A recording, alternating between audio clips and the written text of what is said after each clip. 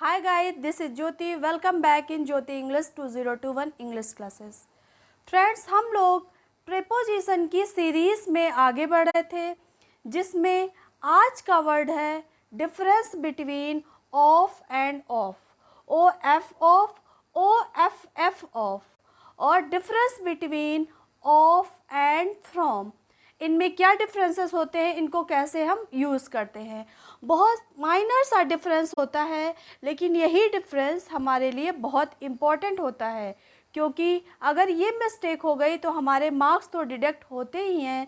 Speaking में भी हमें बहुत केयरफुल रहना पड़ता है और मिस्टेक होने पर इन्फीरियॉरिटी फील करनी पड़ती है। तो आइए हम आज के टॉपिक पर आगे बढ़ते हैं, लेकिन आगे बढ़ने से पहले प्रेपोजिशन पर ऑलरेडी 3 to 4 वीडियोस आ चुके हैं, वो चैनल पर हैं और स्क्रीन पर रन हो रही लिंक पर भी आप क्लिक करके वो वीडियोस देख सकते हैं। आई कैन से कि those video will be helpful for you. तो आइए आज के टॉपिक पर चलते हैं। इन दोनों को ही हम ऑफ कह कर के प्रोनाउंशिएट करते हैं, लेकिन इन दोनों के यूसेस में डिफरेंसेस हैं, मीनिंग में डिफरेंस है। आइए देखते हैं। जब कोई व्यक्ति किसी बीमारी से मरता है, सेंटेंस में बीमारी का नाम दिया हुआ होता है, तब हम बीमारी के नाम के पहले ओ एफ ऑफ का प्रयोग करते हैं, लेकिन बीमारी का नाम अवश्य दिया हो सेंटेंस में। आइए एग्जाम्पल देख लेते हैं। He died of asthma. हमने ऑफ का प्रयोग किया है क्योंकि इस सेंटेंस में बीमारी का नाम दिया है, वह अस्थमा से मरा। तो बीमारी का नाम दिया है अस्थमा, इसलिए उसके पहले हमने ऑफ का प्रयोग किया है। ध्यान रहे, बीमारी का नाम दिया होगा तो हम ऑफ का प्रयोग करेंगे। अन्य दूसरे कारणों से मरने के संबंध में हम फ्रॉम का प्रयोग करते हैं। ऑफ की जगह पर फ्रॉम का प्रयोग करते हैं। ऑफ का प्रयोग कब करते हैं? जब बीमारी का नाम दिया होता है और व्यक्ति उसी बीमारी से मर गया होता है। लेकिन अन्य दूसरे कारणों से मरने के संबंध में हम फ्रॉम का प्रयोग करते हैं। जैसे he died from the loss of blood, खून की कमी से उसकी मृत्यु हो गई। अब यहाँ बीमारी का नाम नहीं दिया गया, किसी पर्टिकुलर बीमारी का नाम नहीं दिया गया, अन्य कारणों से उसकी मृत्यु हुई, इसलिए उसके पहले हमने फ्रॉम का प्रयोग किया। ही डाइड फ्रॉम स्टारवेशन, वह भूखमरी से मर गया है। मरा तो है, ये तो करेक्ट है, बट बीमारी के कारण नहीं मरा है, भूखमरी के कारण मरा है। अगर बीमारी के कारण मरता, बीमारी का नाम दिया होता, तब हम ऑफ का प्रयोग करते, लेकिन बीमारी का नाम नहीं दिया है, इसलिए हमने फ्रॉम का प्रयोग किया है। इतना डिफरेंस है ऑफ और फ्रॉम में। कई में से एक का बोध कराने के लिए कई चीज़ें हैं, कई लोग हैं, कई नाउन हम कह सकते हैं, उनमें से किसी एक का बोध कराने के लिए हम ऑफ का प्रयोग करते हैं, ओ एफ ऑफ का प्रयोग करते हैं। Example is he is friend of mine, वह मेरा मित्र है। अब बहुत सारे लोग हैं, उनमें से एक को हमने कहा he is a friend of mine, यह मेरा मित्र है, एक का बोध कराया, इसलिए हमने ऑफ का प्रयोग किया है। अलगाव का भाव व्यक्त करने के लिए हम किसका प्रयोग करेंगे? जब कोई चीज़ किसी चीज़ से अलग हो रही है, या कोई व्यक्ति किसी व्यक्ति से अलग हो रहा है, पार्टिसिपेशन हो रहा है, तब ओ डबल एफ ऑफ का प्रयोग करते हैं। जैसे ही फेल ऑफ द ट्री, वह पेड़ से गिर गया। अब पेड़ से और उसके बीच में अलगाव हो रहा है, तो इसलिए हमने ओ एफ एफ ऑफ का प्रयोग किया है। जब कोई व्यक्ति किसी व्यक्ति से, कोई वस्तु किसी वस्तु से अलग होगी, तो हम ओ एफ ऑफ का प्रयोग करेंगे। ऑफ और फ्रॉम का एक बार और यूज़ देख लेते हैं।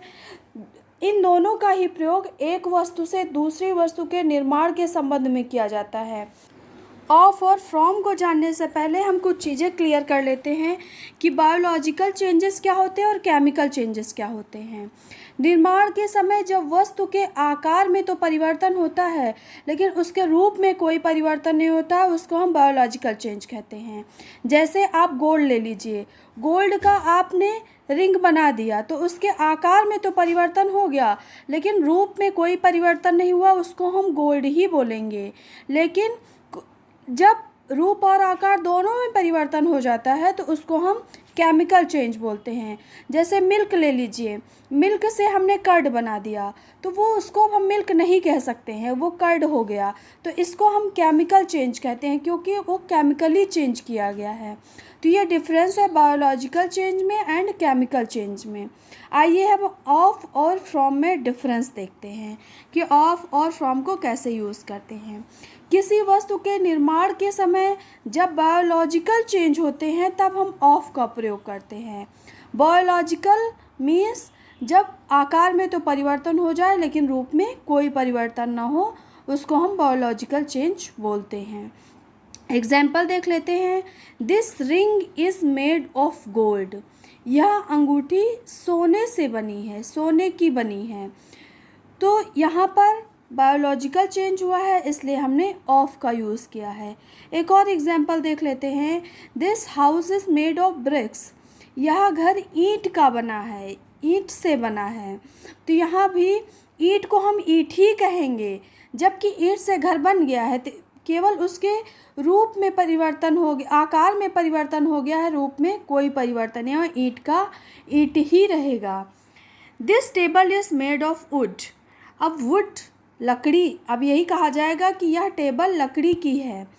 टेबल तो बन गई लेकिन वुड का वुड ही रहा, आकार में परिवर्तन हुआ है, रूप में कोई परिवर्तन नहीं हुआ है, इसलिए हमने ऑफ का प्रयोग किया है। जब निर्माण के समय केमिकल चेंज हो तब हम फ्रॉम का यूज़ करते हैं। वही एग्जाम्पल ले लेते हैं। जैसे curd is made from milk. दही मिल्क का बना है या दूध से बना है। तो यहाँ पर केमिकल चेंज हुआ है इसलिए हमने फ्रॉम का यूज़ किया है, ऑफ का यूज़ नहीं किया है। इतना डिफरेंस है ऑफ और फ्रॉम में। फिर से आपको एक बार रिमाइंडर देती हूँ कि जब बायोलॉजिकल चेंज होगा तब हम ऑफ का यूज़ करेंगे, जब केमिकल चेंज होगा सेंटेंस में तब हम उस पर्टिकुलर नाउन से पहले हम फ्रॉम का यूज़ करते हैं। आज के लेक्चर में बस इतना ही। मिलते हैं नेक्स्ट लेक्चर में एक नए प्रपोजिशन के साथ, एक नई जोश के साथ, नए ऊर्जा के साथ। तब तक चैनल पर बने रहिए। चैनल पर नए हैं तो चैनल को सब्सक्राइब कीजिए and hit the bell icon, जिससे हर वीडियो का नोटिफिकेशन सबसे पहले आप तक पहुंचे। Thanks for watching. See you soon. Bye bye.